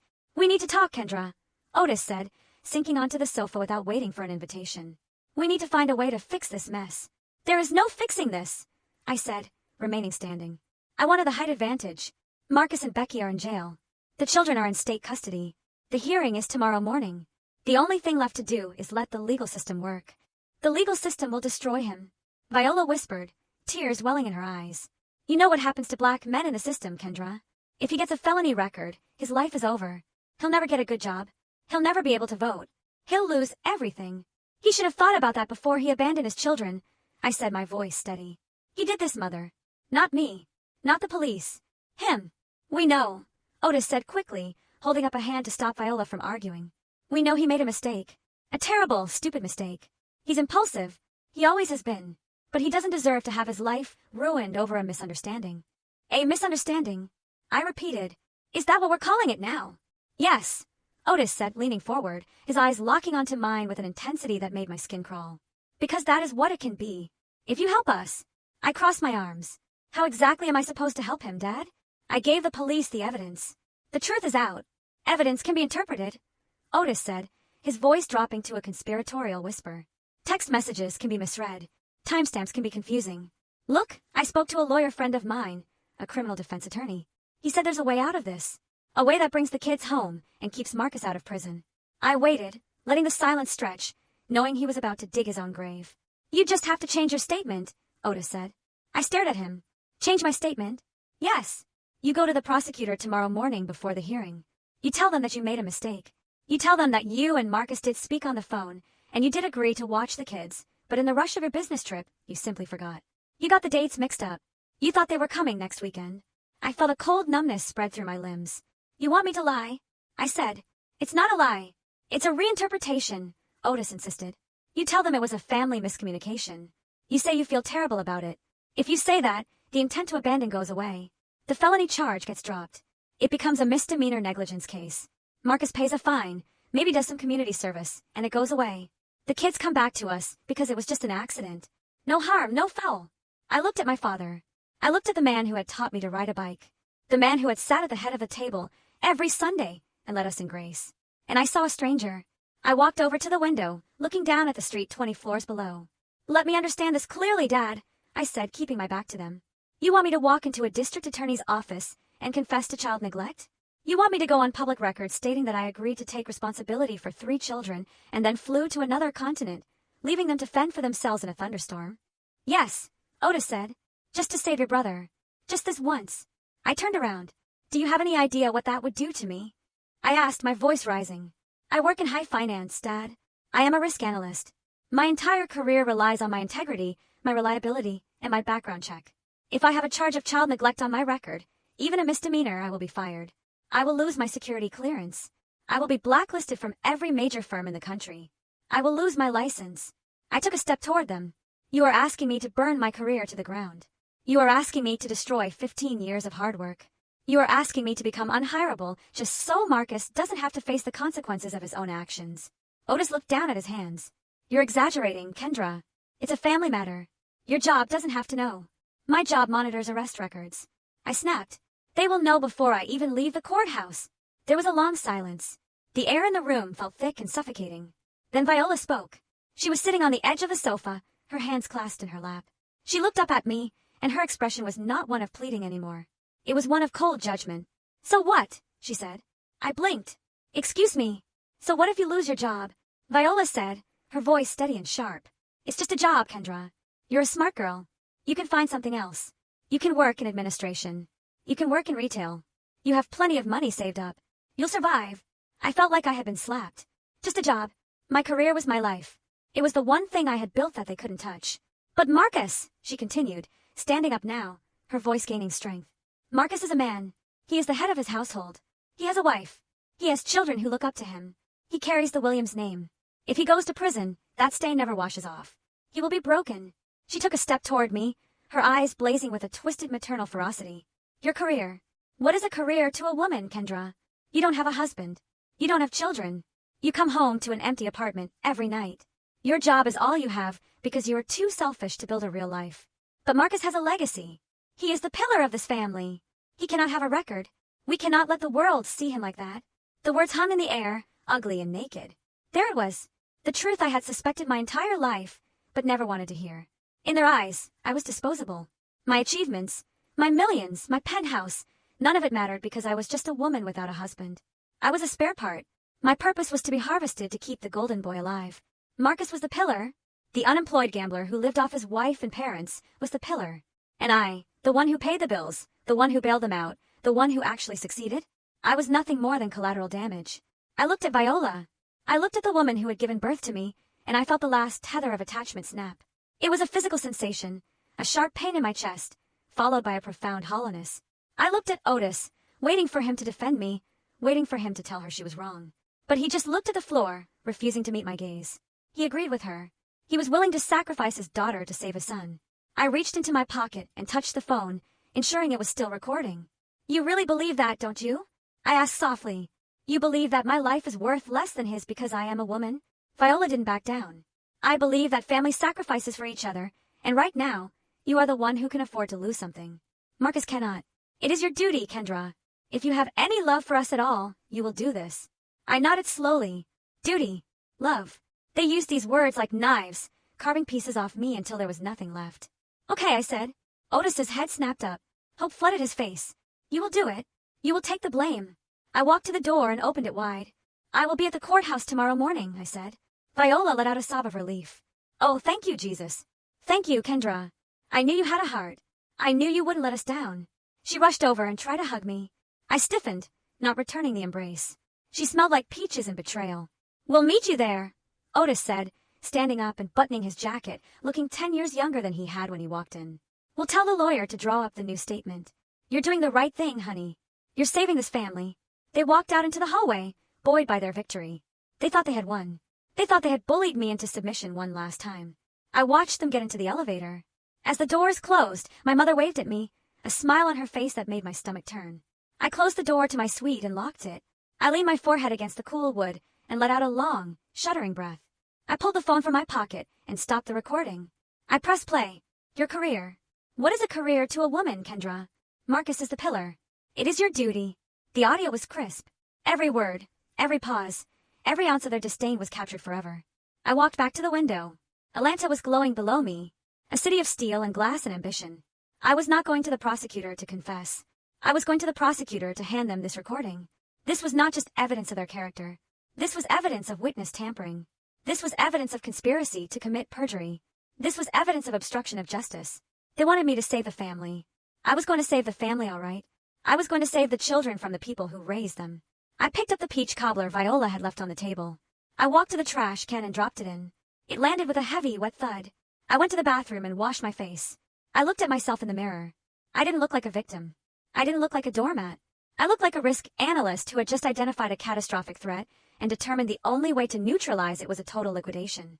I picked up my phone and dialed David. He answered on the second ring. Kendra, it's late. Is everything okay? I'm fine, David. I said, my voice calm and cold. But I have something for you. My parents just left. Did they threaten you? Better, I said. They tried to suborn perjury, and I have it all on tape. David let out a low whistle. That changes everything. Yes, it does, I said. I want you to prepare a motion for the hearing tomorrow. I'm not just a witness anymore, David. I am petitioning for emergency custody of the children, and I want an order of protection against my parents. There was a pause on the line. Are you sure, Kendra? Once you do this, there is no going back. They will never forgive you. I looked at the empty room, at the trash can holding the cobbler. They never loved me, David. They only loved what I could do for them. I am done being their utility. Tomorrow I become their judge. I hung up the phone. I turned off the lights. And for the first time in days, I slept. I slept the sleep of the just, knowing that when the sun rose, I would burn their world to the ground. The Fulton County Family Court building smelled of floor wax, stale coffee, and the distinct metallic tang of desperation. It was a place where the facade of happy families was stripped away, leaving only the ugly, raw nerves of dysfunction exposed for a judge to adjudicate. I sat in the second row of the gallery, my hands folded neatly in my lap, wearing a charcoal power suit that cost more than Marcus' entire wardrobe. Next to me, David tapped his pen against his legal pad, a rhythmic sound that matched the ticking of the clock on the wall. At the defendant's table, Marcus and Becky sat slumped in their chairs. They weren't wearing their vacation clothes anymore. They were wearing standard-issue County Orange jumpsuits. The transformation was jarring. Without his linen suit and his arrogance, Marcus looked small, deflated, like a balloon that had lost its air. Becky's hair, usually blow-dried to perfection, was pulled back in a messy knot, and her face was scrubbed clean of makeup, revealing the dark circles of a woman who had spent the last 3 nights in a holding cell, listening to the sounds of real criminals. They refused to look at me. They stared straight ahead at the seal of the state of Georgia hanging above the judge's bench, terrified and angry. Judge Beverly Thorne swept into the room. She was a formidable woman with steel-gray hair and eyes that had seen every lie a parent could possibly tell. She didn't bang her gavel. She simply sat down, opened the file in front of her, and the room fell into a terrified silence. In the matter of the state versus Marcus and Rebecca Williams regarding the custody of minors Leo, Maya, and Ruby Williams, she said, her voice dry as parchment. We are here to determine temporary guardianship pending the outcome of the criminal charges against the parents. The attorney for Child Protective Services, a young woman who looked overworked and underpaid, stood up. Your Honor, the state requests that the children remain in foster care. The parents have demonstrated a profound lack of judgment amounting to criminal negligence. Furthermore, our investigation into the family's background has revealed a pattern of instability that makes them unfit guardians at this time. Marcus shifted in his seat, his chains rattling. His public defender put a hand on his arm to silence him. Judge Thorne looked over her glasses. Elaborate on the instability. The CPS attorney nodded and picked up a document. It was the financial dossier I had provided to the police. Seeing it there in the hands of the state felt like watching a bomb I had built finally being detonated. Your Honor, Mr. Williams has been unemployed for 26 months, she began. Despite this, the family maintains a lifestyle that burns through approximately $12,000 a month. This lifestyle is funded entirely by credit card debt, predatory loans, and cash infusions from the paternal grandparents. She flipped a page. Mrs. Williams claims to be a stay-at-home mother, yet records show she spends an average of 30 hours a week outside the home at various beauty and wellness appointments, while the children are largely unsupervised or left with neighbors. The children are not enrolled in any extracurricular activities due to alleged lack of funds. Yet, Mrs. Williams spent $4,000 on a handbag last month. The children are behind on vaccinations and dental care. Leo needs a root canal that has been put off for 6 months, while Mr. Williams purchased a season pass to a luxury golf range. The air in the courtroom grew thin. I watched Becky's shoulders shake. She was crying again, but I felt nothing. This was just data. This was the math of their selfishness, finally being balanced. The CPS attorney looked directly at Marcus. Essentially, Your Honor, these children are accessories to their parents' lifestyle. They are fed and clothed minimally, while the parents live like royalty on borrowed dimes. The abandonment incident this weekend was not an anomaly. It was the inevitable result of two people who view their children as inconveniences. That was the spark. Marcus slammed his hands on the table, the sound echoing like a gunshot. He stood up, dragging his chair with him, his face twisted in a snarl of wounded pride. That is a lie, he shouted. I am a good father. I love my kids. Sit down, Mr. Williams. Judge Thorne barked. No, I will not sit down. Marcus yelled, his voice cracking. You are listening to her. He pointed a shaking finger at me without turning around. You are listening to my vindictive sister. She gave you those numbers. She cooked the books. She is trying to steal my kids because she is jealous. I am their father. I have rights. You cannot take my children away because of one mistake. I am the man of the house. The bailiff took a step forward, his hand resting on his taser. Judge Thorne didn't flinch. She looked at Marcus with the kind of cold disdain usually reserved for insects. Mr. Williams, you are currently facing 3 felony counts of child abandonment, she said, her voice deadly calm. You were arrested at an airport 3,000 miles away from your children while a storm raged. You do not have rights right now. You have a very thin thread of liberty that I am about to snap. She banged her gavel once. A sharp, final sound. The court finds that Marcus and Rebecca Williams are currently unfit to care for these minors. Temporary custody is granted to the state. The parents are remanded to county jail without bail pending their arraignment on Tuesday. Given the flight risk established by their previous actions, Becky let out a wail that sounded like a wounded animal. Marcus slumped back into his chair, defeated, his head in his hands. It was done. They had lost. But the play was not over. The second act was just beginning. From the front row of the gallery, my parents, Otis and Viola, stood up. They were dressed in their Sunday best. My father in a 3-piece navy suit. My mother in a cream-colored dress with a matching hat. They looked like the pillars of the community they pretended to be. They looked respectable. They looked safe. Your Honor, Otis said, his deep baritone voice filling the room. He projected the aura of a patriarch stepping in to clean up a mess. Judge Thorne looked at them. And who are you? I am Otis Williams. This is my wife, Viola. We are the paternal grandparents. The judge's expression softened slightly. Courts always preferred family placement. It was less trauma for the kids, less cost for the state. Mr. Williams, the judge said, you understand the gravity of the situation. We do, Your Honor, Otis said, stepping into the aisle. We are devastated by our son's lapse in judgment. We do not excuse it. But these are our grandchildren. We have been part of their lives since they were born. We cannot let them go into the system with strangers. We are requesting emergency kinship guardianship. The CPS attorney looked through her files. We have not had time to vet the grandparents, Your Honor. However, they do have a clean record. No criminal history. Otis nodded, his chest puffing out slightly. We are upstanding citizens, Your Honor. I am a retired deacon. My wife is a retired educator. We have the means and the time to care for the children. We want to take them home today. We want to provide the stability they have been lacking. Judge Thorne looked thoughtful. She tapped her pen against her lip. Where do you reside, Mr. Williams? We live at 452 Maple Street, Otis said loudly, making sure his voice carried to the back of the room where I sat. It is a large colonial home in the historic district. 4 bedrooms, large fenced yard. It is the family home, Your Honor. The children know it well. They have their own rooms there. It is a safe environment, a place of love and tradition. He turned his head slightly, casting a glare in my direction. It was a look of triumph. He was playing the hero. He was saving the day. He was proving that despite my betrayal, the Williams family, the real Williams family, was strong. We own the home outright, Otis continued, lying with the ease of a man who had believed his own fiction for years. It is an asset valued at nearly $800,000. We have the financial stability to provide for all 3 children immediately. We can take them right now. Beside him, Viola dabbed at her dry eyes with a handkerchief. We just want our babies home, she whispered, loud enough for the microphone to catch. We just want to heal this family. The courtroom seemed to sway with the emotional weight of their performance. It was perfect. The grieving grandparents stepping in to save the innocent children from the wreckage caused by their foolish son and their cold-hearted daughter. Judge Thorne nodded slowly. She looked impressed. Mr. and Mrs. Williams, the court appreciates your willingness to step forward, she said. In cases like this, kinship placement is always our preference. If you have a stable home, adequate space, and the financial means to support 3 children, I see no reason to keep them in foster care for another night. Otis smiled. It was a benevolent smile. Thank you, Your Honor. You will not regret this. The judge picked up her pen, ready to sign the order that would hand Leo, Maya, and Ruby over to the very people who had created the monster that was Marcus. The people who had enabled his behavior, who had funded his negligence, who had tried to force me to commit perjury just 12 hours ago. Wait, Your Honor, David said, standing up. The judge paused, pen hovering over the paper. She looked at David, annoyed. Who are you, counselor? I am David Sterling, representing Kendra Williams, the aunt of the children and a witness in this case. Otis rolled his eyes. Your Honor, my daughter she has personal issues. She is trying to obstruct this process out of spite. Judge Thorne looked at me. I sat stone still, my face a mask of calm. Miss Williams, the judge asked, do you have an objection to the grandparents taking custody? I stood up. I smoothed my skirt.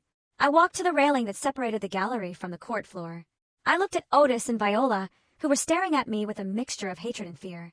They knew I had the recording, but they thought I wouldn't use it here. They thought I wouldn't dare humiliate them in public. They were wrong. Your Honor, I said, my voice clear and steady. I do not object to the grandparents because of spite. I object because their petition is based on perjury. Perjury! Otis sputtered, his face turning purple. How dare you? Mr. Williams claimed to own the residence at 452 Maple Street. I continued, ignoring him. He claimed it as a stable home. He claimed to have financial stability. I reached into my briefcase and pulled out a leather binder. The truth, Your Honor, is that Otis and Viola Williams do not own that house. They have not owned it for 2 years. It was foreclosed on due to unpaid taxes and a second mortgage they took out to pay for Marcus' gambling debts. The room went silent. Otis looked like he had been punched in the gut. Viola grabbed his arm for support.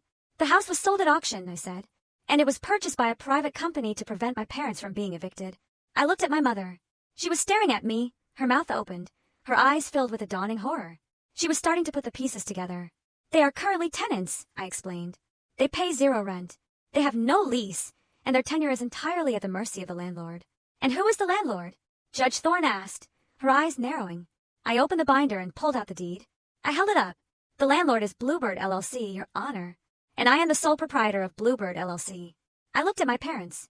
I own the house, Your Honor. I paid their debts. I paid their taxes. I put a roof over their heads when they were bankrupt. And I did it anonymously so they could keep their dignity. I took a step closer to the railing. But last night, these 2 people came to my hotel room and tried to coerce me into lying to the police to save their son. They told me my career didn't matter. They told me to commit a felony. And when I refused, they threatened me. I turned back to the judge. So no, Your Honor. They do not have a stable home because as of this moment, I am terminating their tenancy. They are being evicted. They have nowhere to take those children because by tonight they will have nowhere to go themselves. Otis looked at me, his mouth opening and closing soundlessly. The arrogance was gone. The triumph was gone. There was only the terrifying realization that the safety net he had been jumping on for years had just vanished.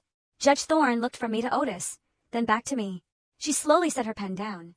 Is this true, Mr. Williams? She asked, her voice dropping to a dangerous register. Do you live in a home owned by your daughter? Otis couldn't speak. He just nodded, a jerky, spasmodic motion. The judge leaned back in her chair. Then your petition is denied, she said. She looked at the bailiff. Remove the defendants, and Mr. Sterling, please approach the bench with your client. We have a lot to discuss.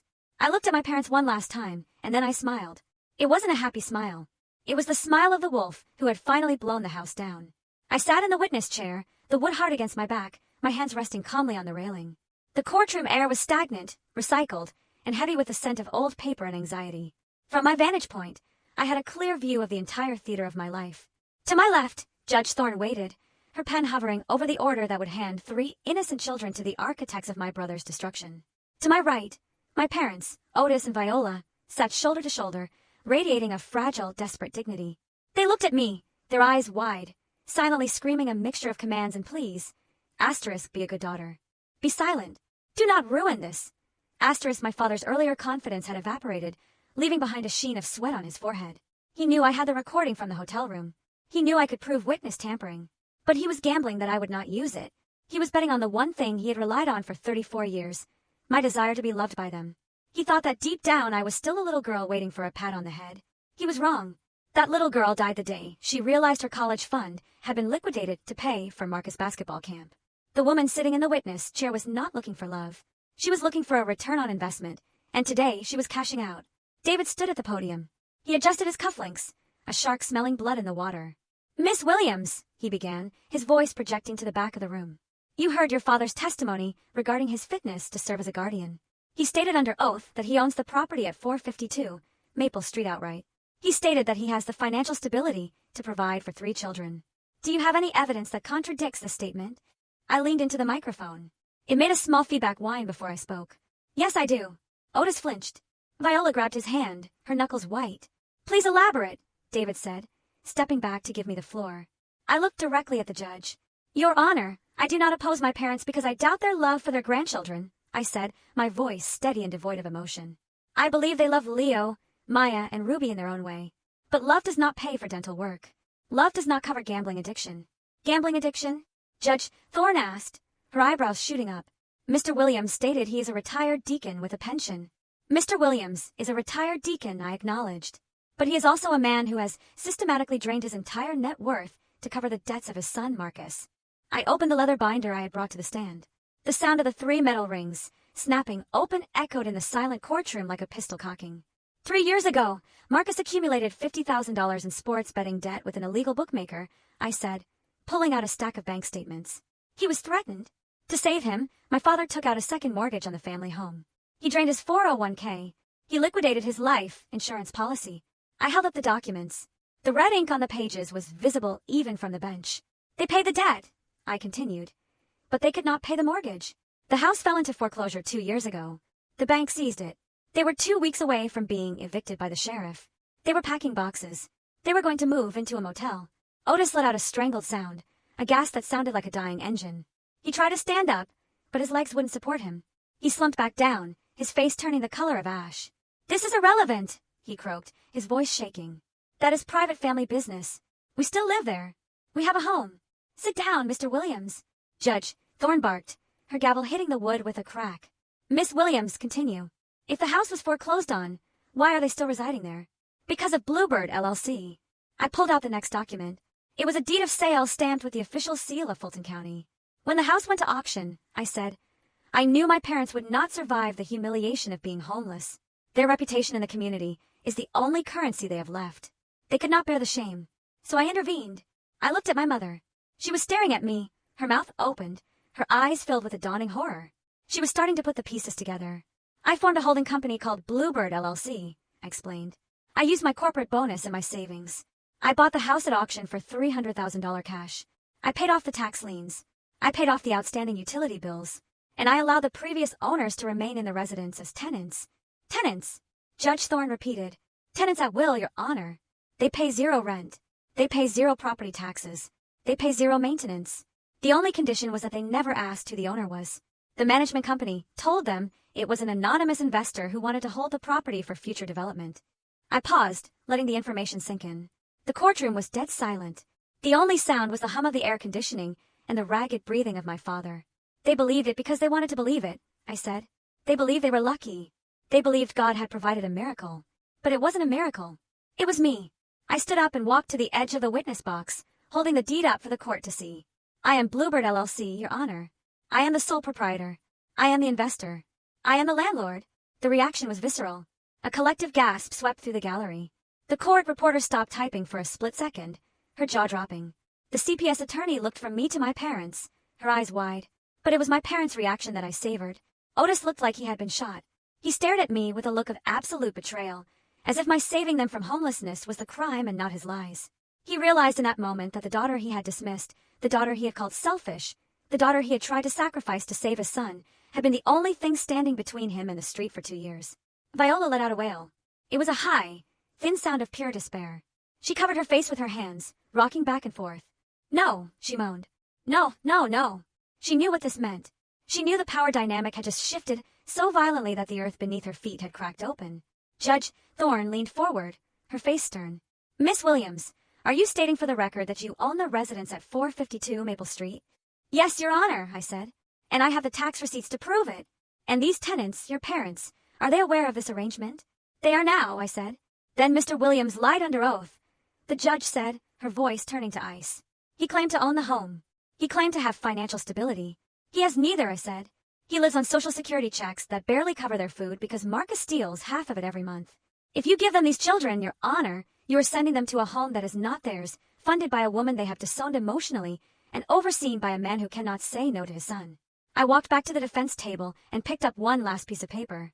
It was a single sheet, crisp and white. And there is one more thing, Your Honor. I turned to face my parents. I looked at the hat my mother wore to church to pray for a son who gambled away her security. I looked at the suit my father wore to lie to a judge. Last night, these two people came to my hotel room. I said, my voice ringing clear in the silence. They tried to coerce me into committing perjury to save Marcus from prison. They told me my career didn't matter.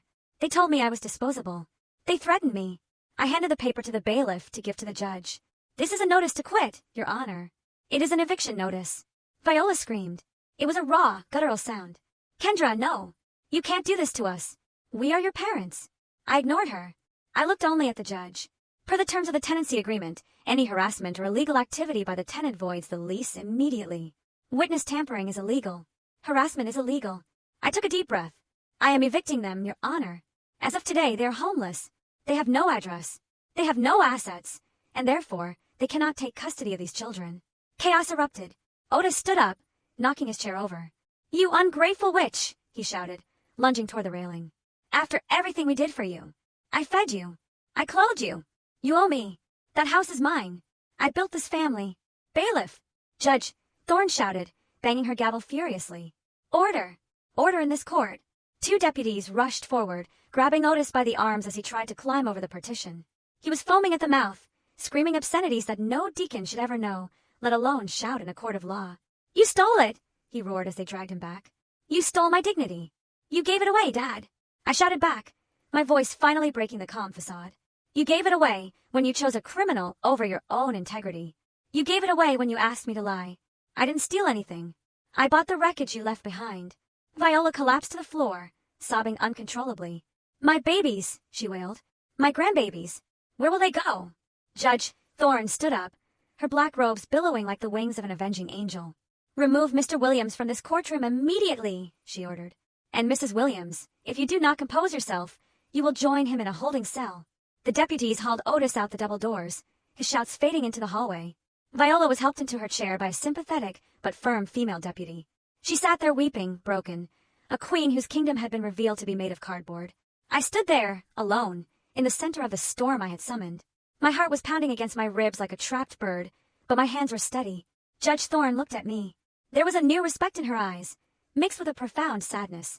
Miss Williams, she said quietly, the court acknowledges your ownership of the property, and the court acknowledges the perjury committed by the petitioner. She looked at the empty chair where Otis had been. Petition for kinship guardianship is denied with prejudice. The grandparents are deemed unfit due to lack of stable housing, financial insolvency, and attempted fraud upon the court. She looked at the CPS attorney. The children will remain in the custody of the state until a suitable placement can be found. I nodded. It was done. I had saved the children from the cycle of dysfunction. I had stopped Marcus. I had stopped my parents. But as I looked at my mother, a small, broken figure in a big, empty room, I didn't feel triumph. I felt the crushing weight of the truth I had just spoken. I was Bluebird. I was the safety net. And I had just cut the ropes. The heavy oak doors swung shut behind my father, cutting off his screams and leaving a ringing silence in their wake. The courtroom felt like a vacuum where all the air had been sucked out, leaving only the raw, exposed nerves of a family finally dissected. My mother, Viola, sat slumped in her chair at the defense table. She was no longer the matriarch who commanded Sunday dinners.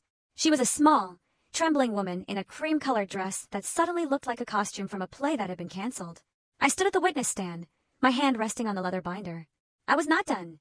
I had taken their pride. Now I had to take their shelter. Your Honor, I said, my voice slicing through the quiet.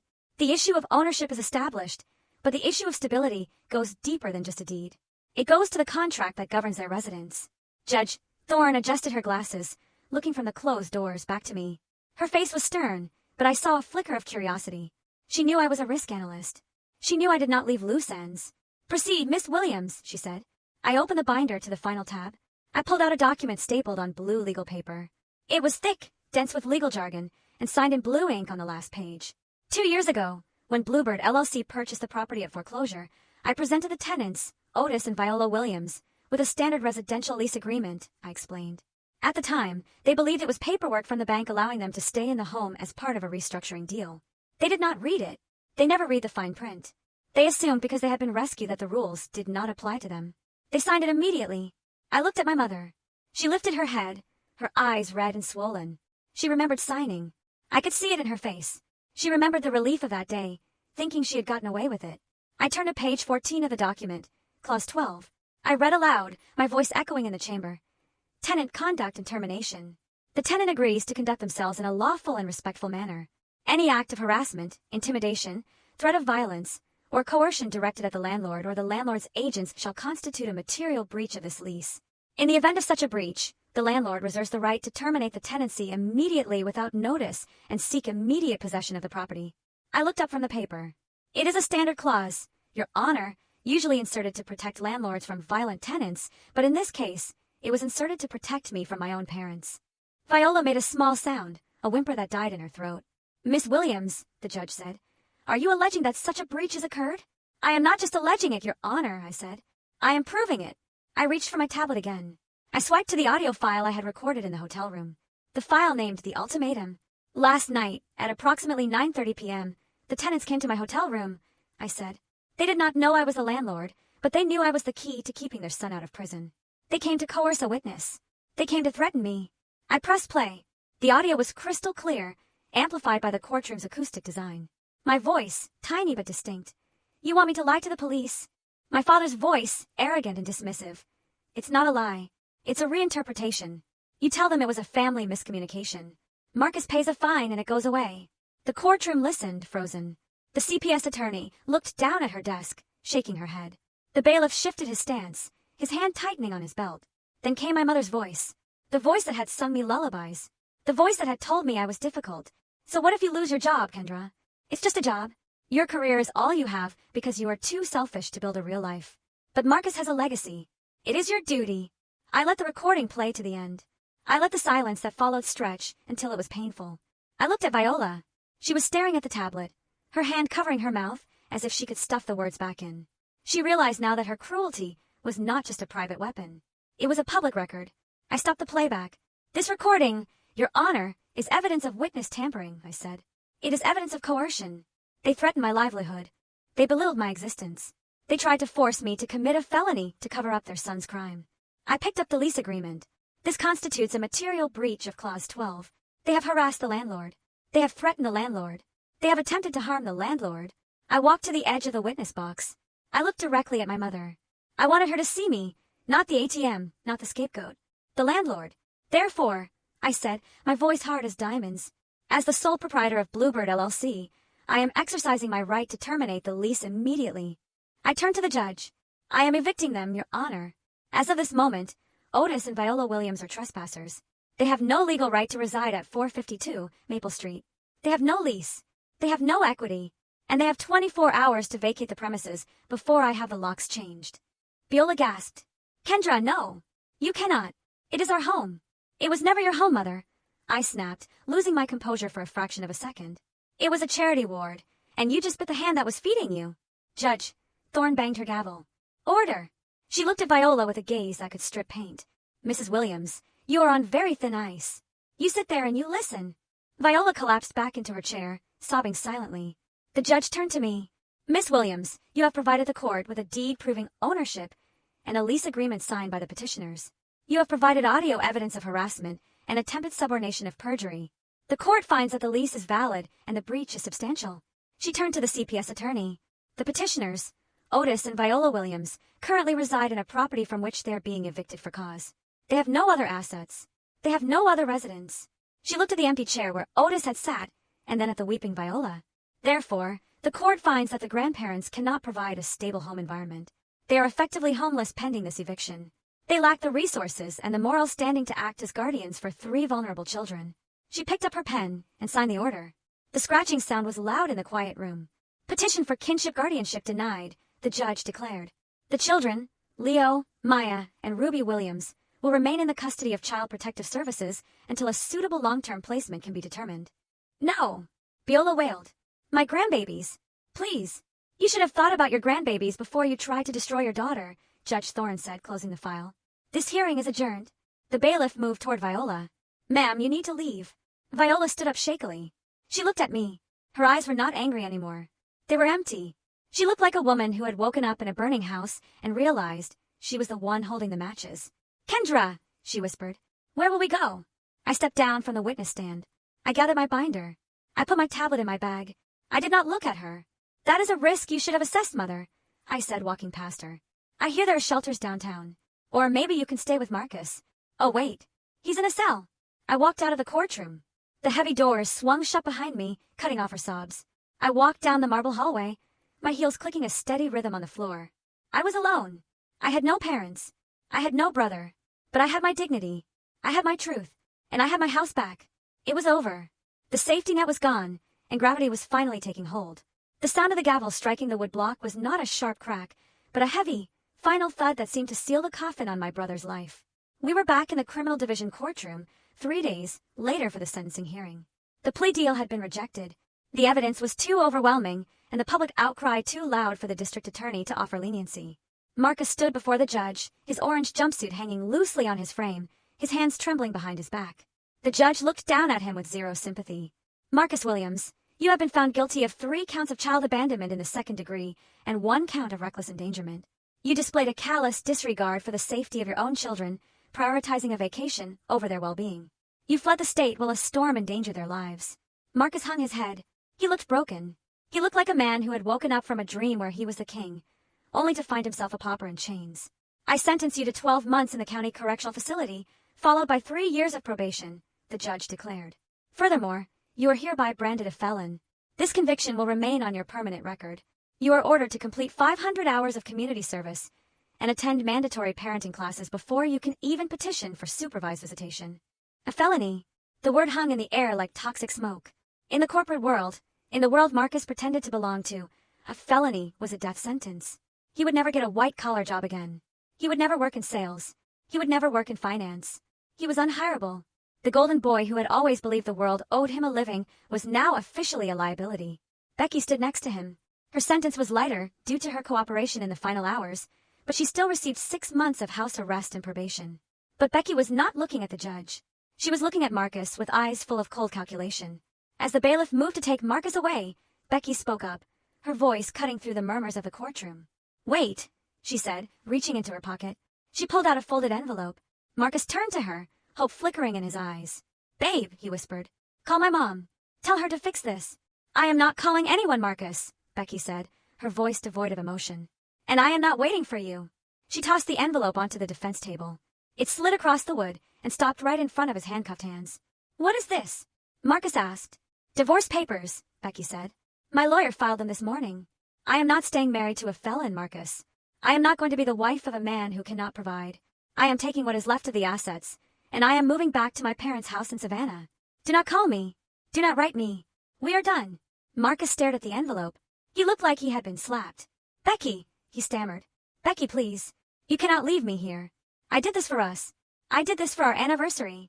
You did this because you are a loser, Becky spat. And I am done carrying you. She turned on her heel and walked out of the courtroom, her head held high, the ultimate survivor leaving the sinking ship without a backward glance. Marcus let out a sob, a raw, ugly sound that echoed off the walls as the bailiffs dragged him through the side door toward the holding cells. He was alone. His wife was gone. His children were gone. His future was gone. I stood up and smoothed my skirt. I felt a strange sense of hollowness. It was not joy. It was just the feeling of an equation finally balancing out. The risk had been assessed. The loss had been mitigated, and the file was closed.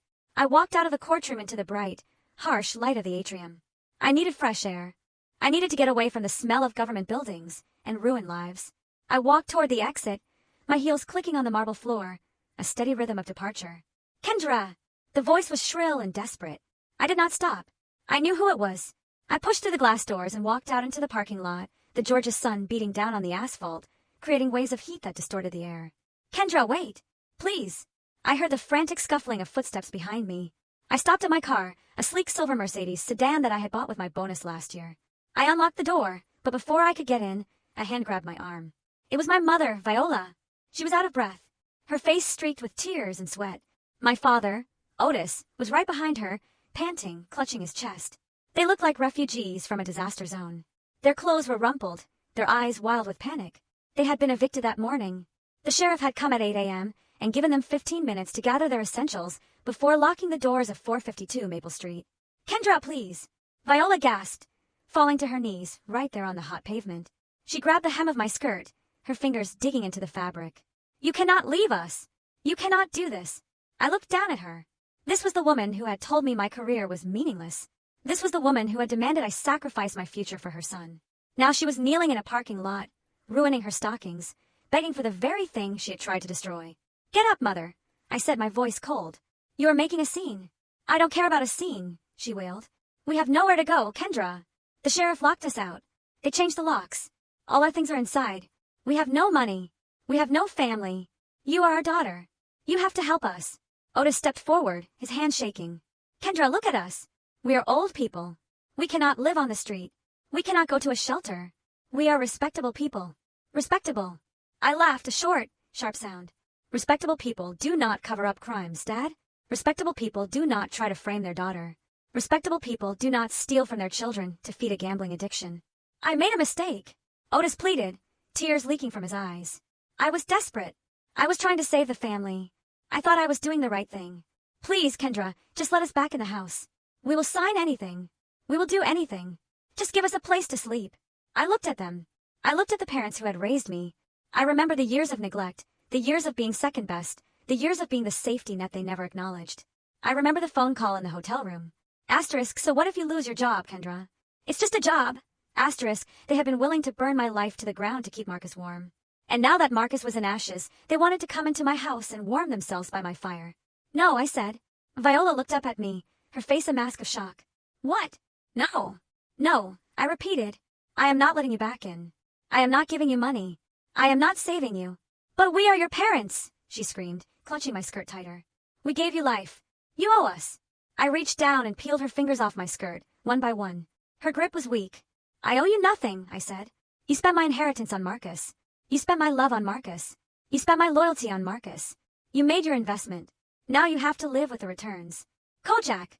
Otis sobbed, using the childhood nickname he hadn't used in 20 years. Please don't be cruel. We have nobody else. Where will we go? I opened my car door. I looked at them one last time, etching this image into my mind. My parents, kneeling in the dirt, stripped of their pride, stripped of their lies, stripped of their power. You were ready to sacrifice me to save Marcus, I said, my voice low and hard. You told me my life didn't matter. You told me I was disposable. Well, you made your choice. You chose him. I pointed toward the courthouse jail. So, go live with Marcus. Go ask him for help. Oh, wait. I forgot. He is going to prison. And he has nothing to give you because he never did. Viola let out a sound of pure anguish. A wail that tore through the parking lot.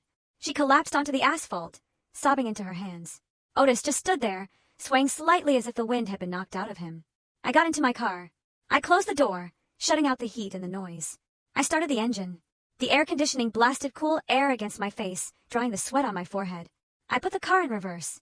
I looked in the rearview mirror as I pulled away. They were still there. Two small figures, alone in the middle of a vast, empty parking lot. I know this was a lot, and it's taken me years to even articulate it all. But tell me, after hearing everything, what would you have done in my place? Have you ever had to choose between your own sanity and your family's dysfunction? Let me know in the comments. I really want to hear your thoughts.